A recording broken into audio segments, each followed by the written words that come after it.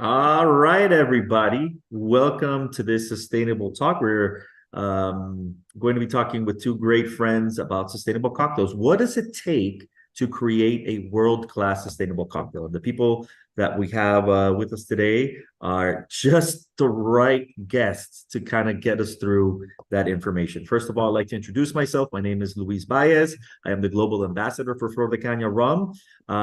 I don't know how familiar you are with us. Hopefully, very familiar. But if not, you should know that we are the most eco-friendly rum on the planet, the only one that's carbon neutral and fair trade certified.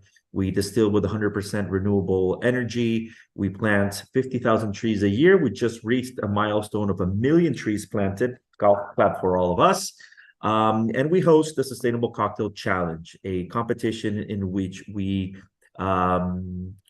call on bartenders to join us in this journey on sustainability, create a sustainable cocktail, and become the most sustainable bartender in the world. In order to do that, we partner up with different people. We partner up with different personalities, people who know a lot about cocktails, people who know a lot about sustainability. So let me introduce our friends in our panel today, or tonight, depending on where you're at. Ms. Julianne from Food Made Good from the Sustainable Restaurant Association. How are you doing, Julianne? So good. Great to see you, Luis. Thank you. And Mr. Alex Francis from Little Red Door in Paris. How are you doing, Mr. Francis? Really well. Thank you so much for having me. Excellent. So I wanted to start with you guys kind of introducing yourselves. Let me know, or let our viewers know what you do and how sustainability is a part of what you do. So if you start with you, Julianne. Yeah, brilliant. So I'm the managing director of an organization that's called the Sustainable Restaurant Association. And it's fairly straightforward in what we say on the tin. So we help food and beverage businesses around sustainability all over the world. And when we're talking about sustainability, we talk very holistically to look at everything from the supply chain and the sourcing that goes into a bar, a restaurant, a hotel, the social impact of the bar, restaurant, and hotel, and then finally the environmental impact of the operations of that bar, restaurant, hotel. We have, you can see our logo up in the corner, thanks to our partnership with Flor de Caña, but we have an accreditation that restaurants, bars, and basically any food service business around the world can apply for. And that certification is called Food Made Good. Fantastic. Thank you so much. And Mr. Francis, tell us how sustainability is a part of Little Red Door and what you do. We're a small neighborhood cocktail bar in Le Marais in the center of Paris. We work as a farm to glass cocktail bar. So we work directly with French producers, and in doing so, we champion a lot of their issues, a lot of the narratives around them as individuals, as industries, as regions.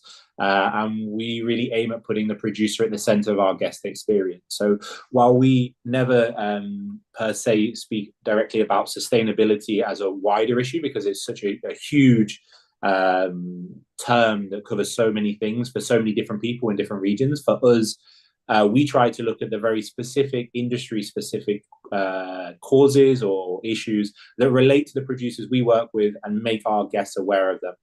And hopefully create really delicious drinks along the way. Absolutely. And you know, I think it's important to kind of put in context how we view sustainability. So, for example, in the case of Flor de Caña, we look at it from three different pillars, right? We talk about sustainability as it pertains, obviously, to the environment, and we all try to do something positive for the environment. The second one is how it relates to the workers or collaborators, people we work with, right? That's sustainability as well. We have to create an environment in which they can thrive, in which they can be happy, in which they can create beautiful cocktails or certify other great partners. And finally, we believe in sustainability when it comes to the community, how much you interact with the community in a positive way. So hearing you say you're buying from local farmers and help them tackle different things that they're going through, that is sustainability in a nutshell.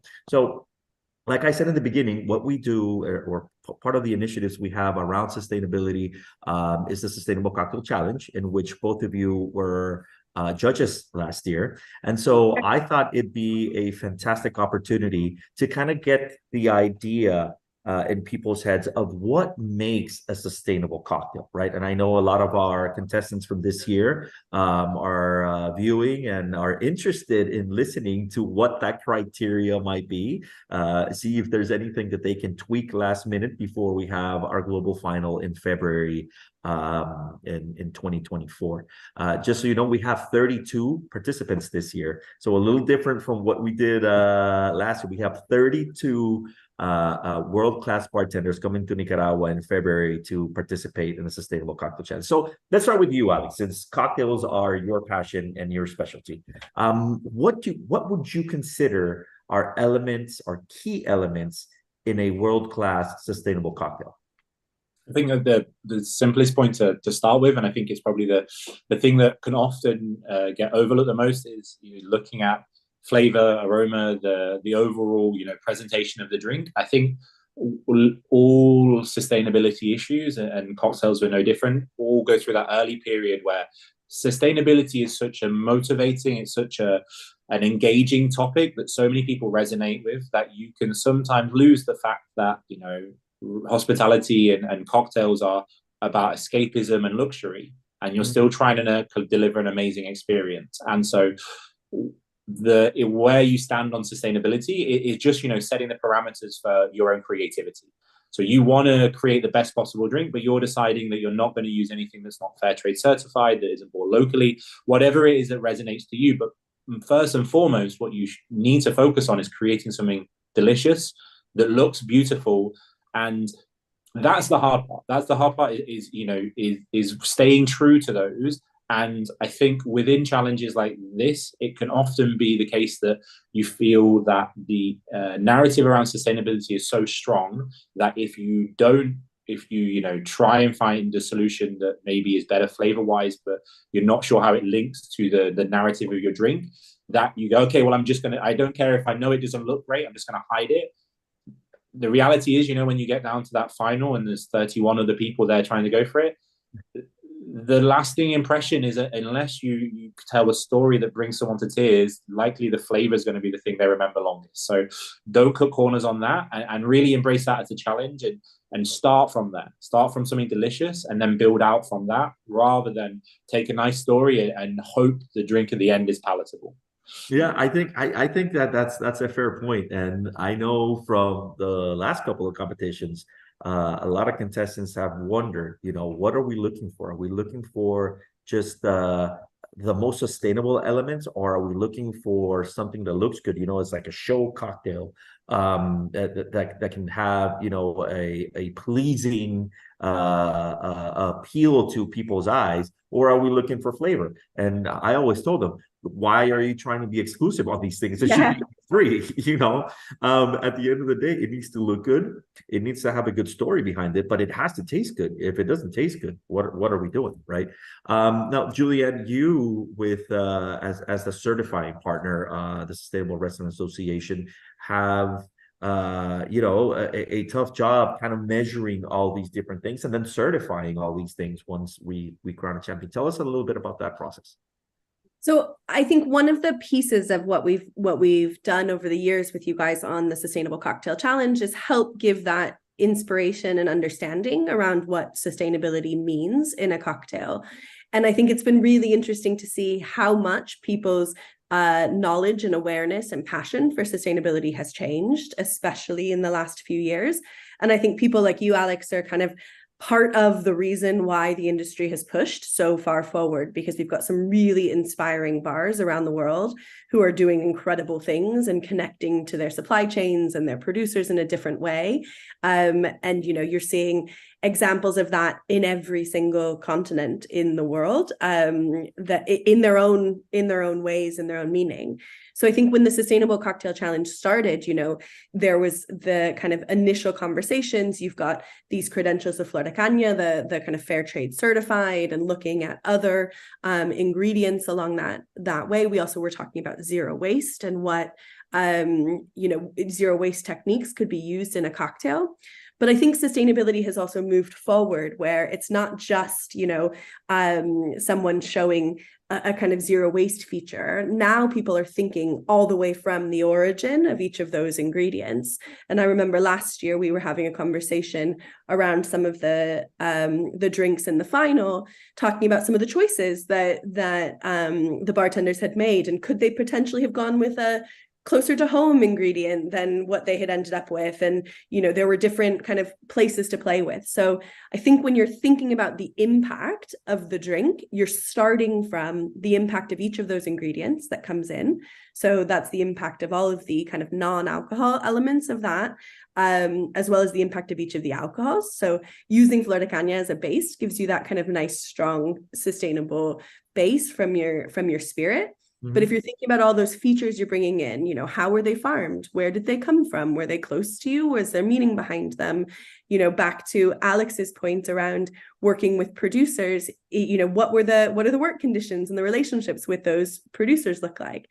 Then you've got the processes of making the drink itself, and how are you considering the waste elements of that drink? How are you considering byproducts, and how are you using those byproducts in different ways? What are you serving your drink in? All of these things can kind of come into the mindset and are the things we're thinking of from a sustainability point of view when we want to say, yes, A+, that's a great sustainable drink itself. I think it's interesting, Julianne, you mentioned right there at the end, what are you serving your drink in? And I think that's probably the most contentious point in this competition. What should that vessel look like? Are you looking for someone to serve something in the shell of a squash or something like that, or are you looking for something else? I'm genuinely curious about what you guys think, having judged this before. I mean, I think jumping in straight away, but Alex, really keen to hear your thoughts too. We had kind of a variety last year, didn't we? Where there were some canned drinks and there was then some reusable containers, and then some just served in different cocktail glasses. I'm not sure that I would say there's an option that's better than another, but I guess the question is it suitable for the story, for the impact that you're trying to tell? So is it, if the vessel is a gimmick and it's just still going to be wasted at the end, then maybe it's not worthwhile. If the vessel has meaning, is kind of a byproduct. The other thing to be thinking about is like, are you utilizing space and making sure that you're not needing to overcool or something in the glass? Those are all the things I mean when we're talking about what you're choosing to serve it in. What do you think, Alex?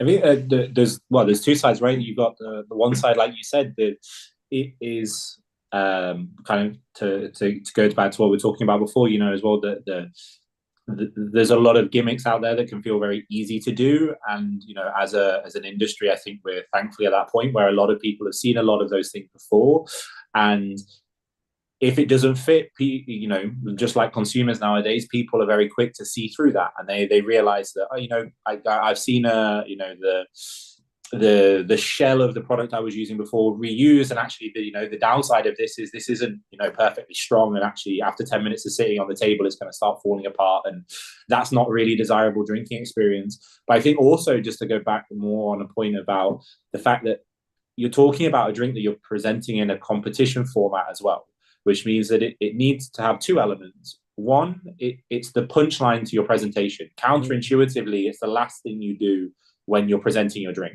So it's the punchline to whatever you've done. So it needs to add to that. It needs to fit to it. But then crucially, you're performing live. You need it to be something that's not going to mess up, that it's not going to be difficult to execute on the day. And so if that is, something that's going to make your life a lot simpler, and it's going to be super easy to present, and it's going to resonate, it's going to be the lasting image that when they take a photograph afterwards and hopefully say, this person has won and there is the drink they won with, what you want is that vessel to tell the story of what's inside without you ever having to explain it. You want it to be intriguing, you want it to be exciting. But what you don't want it to be is the thing that right at the end of your presentation is super hard to execute and is impossible to get right in, last year, especially, we were talking about potentially a tropical storm until like 5 minutes before we started, right? if your final Welcome to glassware, Nicaragua. yeah, exactly. But if you're talking, your glassware is a beautiful glass that is super elegant and is just really easy to present your drink in. If you nail everything else and that's the final touch, that's perfect. If it's something else, you're going to have to make compromises along the way, but don't underestimate that it is the final thing. It's the last thing people see, and you don't want to fall at the final hurdle on the day. Yeah, and it's interesting because having done a few of the competitions this year, the local competitions, I've heard people talk about the whatever the winning cocktail was and say stuff like, but they use glass, and I said, well, glass is not necessarily unsustainable, right? I mean, at the end of the day, it's reusable on and on and on and on. It might not have the punch of I'm reusing an element that I use for a cocktail, but and this is from my perspective, and I don't get to judge, thank God that's in hands of third parties like you guys. But if I'm served a cocktail inside the shell of an orange, like you said, it's not necessarily an enjoyable drinking experience. And I think I love having that perspective from someone in the hospitality business who does it at a super high level like you, Alex, to say, remember that part of it. This is being served to clients. This is being served to people who, in this case, are judging you. So it needs to be something that's not going to be put on a desk and kind of like flip over and half the drink is out, spilled. Definitely not good. Just to build on that really quickly, Luis, I think in some ways what you're talking about here, Alex, is an element of sophistication to sustainability in the industry. And I think, this is a really exciting moment because it means that kind of sustainability has moved beyond just the kind of entry level conversation where it felt more gimmicky. Sustainability now is a baseline for operating. And so now it's a more sophisticated point of view than it was in the past. Yeah, it shouldn't be gimmicky necessarily, but correct. And you shouldn't compromise. You shouldn't have to, within these spaces, whether it's drinking at home, drinking in a bar, or drinking in a restaurant environment. We're at that point now where guests are discerning enough and they know enough that they're not looking for you to educate them on everything. They're looking for you to take those values, those things that you care about, and like you were speaking about, Luis, take those into a place where guests can't, they don't really understand what it means to be perfectly carbon neutral or fair trade. They don't need to know every single step, but what they're looking for is you to do the work as a business behind the scenes and then show them something elegant, tastes well, at a price point that's successful, all those other things that you need to do as a business to survive. And thankfully, we have moved to that point where now it's not enough to just make an effort. You really need to do something. Mm-hmm. Yeah, it really needs to hit on all points. I think it's great that you mentioned it. The reason the Sustainable Cocktail Challenge was born was a way to say, okay, as Flor de Caña, we know we're doing all of these things. How can we get more people involved in this? And we knew that perfect partners would be the bartenders because they're creating these beautiful things. The creativity is there. The opportunity to make a change behind the bar is there. And then by getting them on board, we get the client on board because like you said, they might not be educated in all things, but just coming to a bar and saying, I can have a sustainable cocktail and then asking what that is, at least they take home the idea of, having supported something that is a positive change in the world. And I think, that's what we all strive for. Curious before we move on to the final topics of the conversation, curious to know what you guys last year as judges, what was the one thing that you were super conscious about the whole time? Because I think that might shed some light into for our contestants for this year. Was there one particular thing that you were always like very keen on looking at? I mean, for me, the thing that we, I think, struggle with in the industry the most, and it's something that I always look out for when people are trying to talk to me, is you don't have to be perfect. You don't need to do everything. So when someone's telling me about an interesting technique they're using for coffee ground reuse, at that point, I don't need much more information other than showing me how have you done this and how have you executed it well. What I'm not then looking for is a justification of every other element that could be considered sustainability around that, you know. And that's not to say that there aren't other angles. You know, you can talk about coffee and you can talk around fair trade, around workers' rights, around local sourcing, alternatives in your region. There's so many directions you can go with it. But the thing I see, and the thing that frustrated us at Little Red Door before we started working the way we do, was that there were so many people who, you know, tried to present themselves as whiter than white. And then when you're trying to have an honest conversation about doing things better, that doesn't help. And so when you only have 10 minutes to present your drink, you don't have to be perfect on everything. What you have to show is a really great idea, worked well thought out, and within its own constraints. And that means, you know, you can flag elements that you haven't touched on, or, you know, someone can say to you, you know, that was a compromise or a trade-off you decided on. They exist all in the world.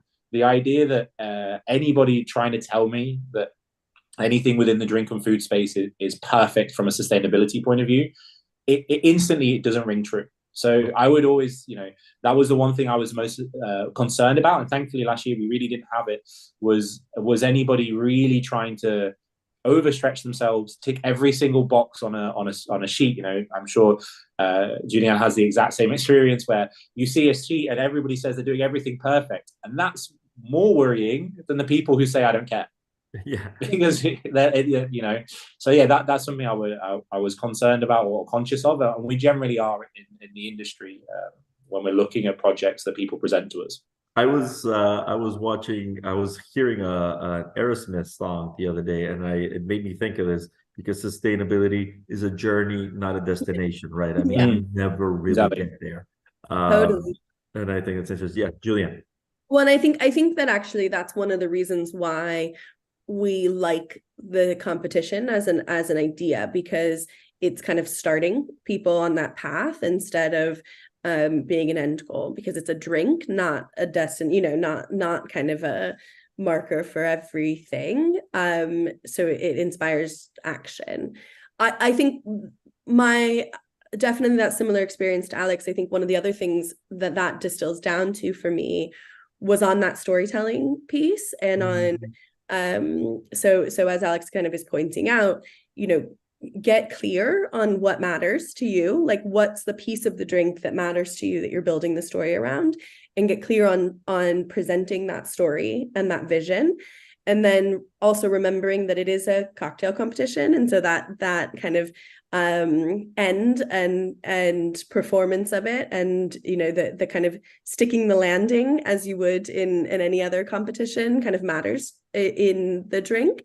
And I think those were all parts of our discussion as we kind of were deliberating after the competition.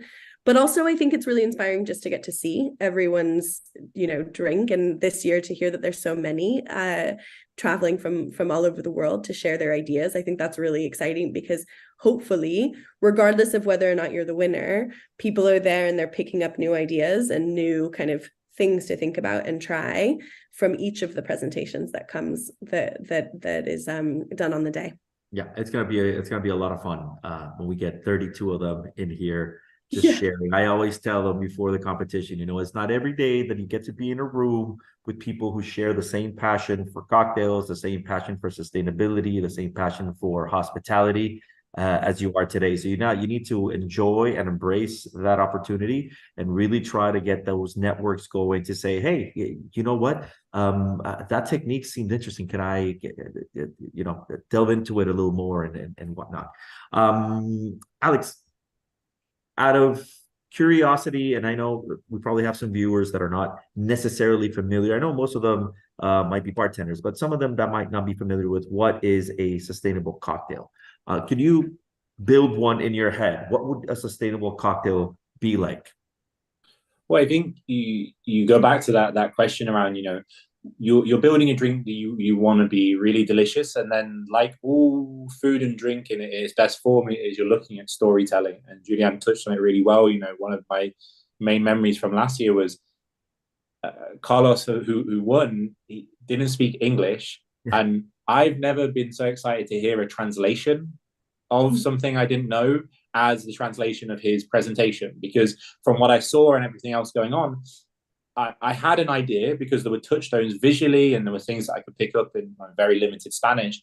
But what you're looking for is you're looking for that story. You're looking for that one element that you're trying to convey an idea. You're trying to talk about something, whether it's, where we're talking about cultural sustainability, human sustainability, or environmental. You're looking for something that has the touchstones of familiarity and discovery. You don't want to really paint by numbers. It's that easy thing of saying like, oh, well, I could have done that. It's a redistilled mojito.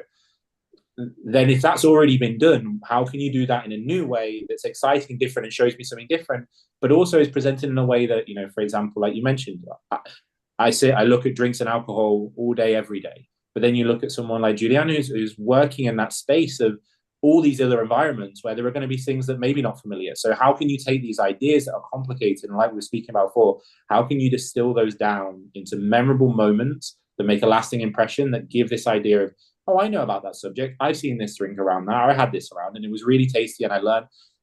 And if you go all the way back to, when cocktail culture really became more prevalent in places like New York and London, it was looking at these old stories about periods. And that's all people are looking for, is they're looking for those moments they can take away from it. And the main difference between that and then when we're talking about sustainability is we're talking about real world decisions. If you're going to put together a drink or ingredients, what a lot of people will do, they'll create the drink and then they'll work back from that and they'll say, okay, now how can I find an alternative sustainable version of that? Or how can I reuse the leftover of that? Really what we should be doing is we should be looking at things that are already sustainable and working from that. It's so much harder. You tie yourself in knots if you're looking for a way to say, oh, well, I wanted to lengthen this drink, so I added tonic. And then you spend 2 days trying to figure out, how do I find sustainable tonic that I can find a way to reuse the bottle and this, and this. And you're like, why didn't you just make a soda yourself? Yeah. And find an ingredient that you can buy locally and do this. And yeah, that might be a little bit more complicated in the composition. And maybe, you make those decisions like we're talking about is, am I trading off on quality here?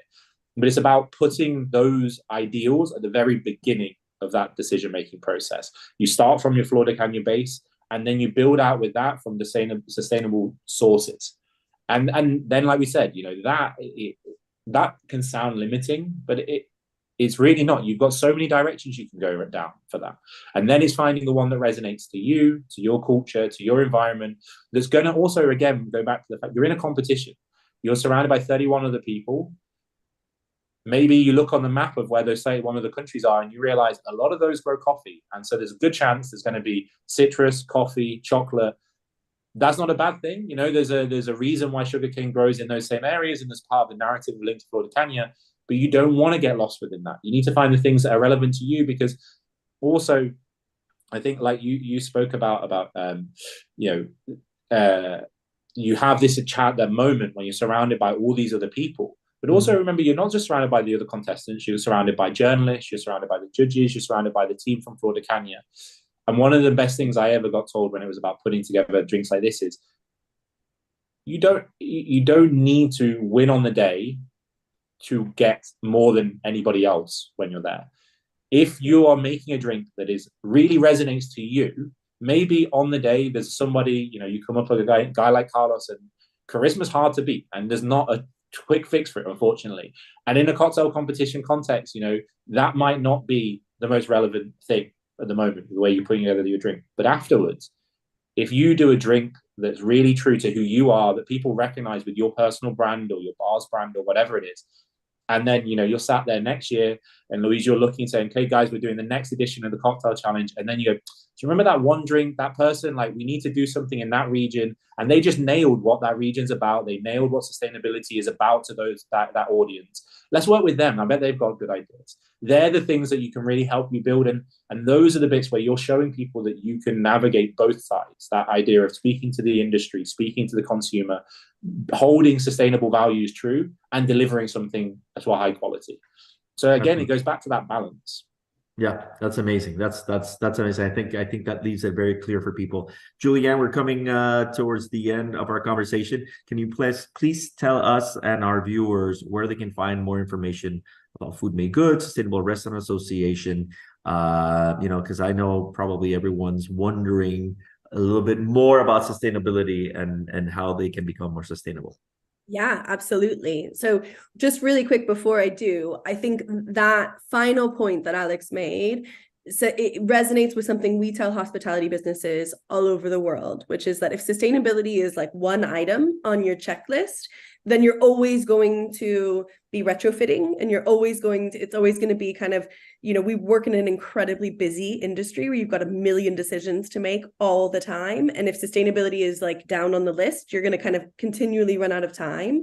Whereas if you think about sustainability as the glasses and the lens through which you view everything else that you do, it reframes how you approach all of it. And it's that starting point. It's your lens to put on as you start this journey. And I think that helps with your framing. But we'd love to connect with all of you. You can find more information at thesra.org or follow us on social media. It's at Food Made Good. We share loads of content and stories, both kind of case studies from inspiring and interesting people and businesses all over the world, but also tips and tricks and kind of up-to-date information of what's happening in the industry around the world. Tips and tricks is my favorite line. And if you're ever in Paris, please visit our friend Alex. Tell us a little bit more about Little Red Door, where they can find you, or where they can find you also. So you can find us.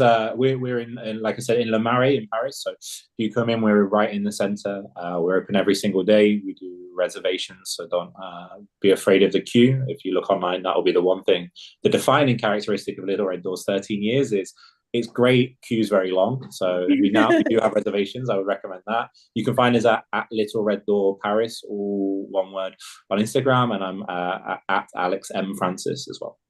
All right. Well, thank you very much. And from Flor de Caña, we just hope to have all of our contestants ready for February. We are very excited to hold the next edition of the Sustainable Cocktail Challenge final and crown a sustainable bartender as the most sustainable bartender in the world. So stay tuned. Anyone that's watching, we'll be sharing more information through our social media handles and right here at the YouTube channel. So see you guys in February. Thank you guys so much for being here today with this talk.